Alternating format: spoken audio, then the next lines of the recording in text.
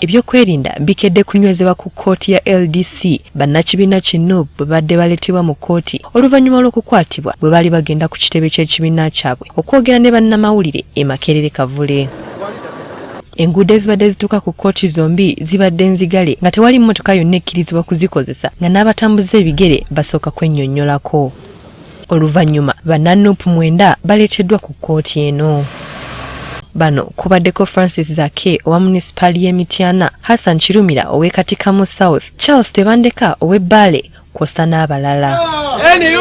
Omulamuzi asoose kuwulira kusaba kwa mubaka Zake okw'okweyimirirwa. Ku misango ena egivunaanibwa Zake kuliko okuvugisa ekimama, okuvuga nga talina bisaanyizo, okujeemera amateeka g'enguudo n'okweyisa ng'ekitagasa. Oluvannyuma n'okusaba kw'abannakibiina abalala kuwuliddwa ne bavunaanibwa omusango gw'okweyisa ng'ekitagasa n'okwetaba mu lukuŋŋaana olutali mu mateeka ku kitebe ky'ekibiina kyabwe Makerere Kavule ng'ennaku z'omwezi 22 omwezi guno. Oludda oluwawaabirwa lubadde lukulembeddwamu bannamateeka okuli George Musisi, Benjamin Katana, Shamim Malende n'abalala. Bano basabye kkooti okukkiriza abantu baabwe okuyimbulwa ne baleeta abantu okubadde omubaka wa Makindye East Derek Nyeko, Dennis Sekabira, Alan Sewanyana wa Makindye East kwosa n'abalala okubeeyimirira.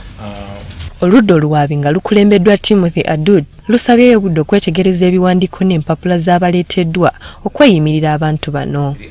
Omulamuzi Martin Skirya alagidde kkooti okuwummuzibwa ebbanga lya ssaawa 4 kisobozese oludda oluwaabi okwetegereza ebiwandiiko by'abantu bano.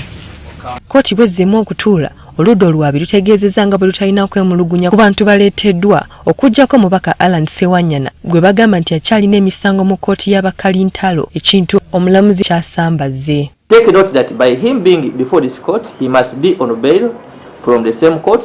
This is a testimony that the court trying him still believes in the law that he is still innocent. Therefore, pronouncing him not substantial on that reason by this court would amount to convicting him for the charges not before this court. Nsanyuse nnyo nti kkooti ekkiriza okweyimirirwa kwange kubanga sina musango. Ndi Munnayuganda ng'abalala alina ebisaanyizo ebyeyimirira omuntu yenna mu kkooti ya Uganda yonna. Bw'atyo akkiriza bano okweyimirira ku mitwalo 10 ezibadde ez'obuliwo buli omu ko n'abeeyimiridde emitwalo 5 ezitabadde za buliwo.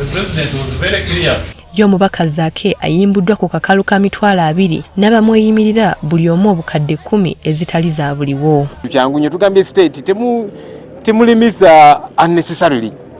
Kirungi bateereddwa ku kakalu ka kkooti era n'ensonga balize babadde bateekawo nga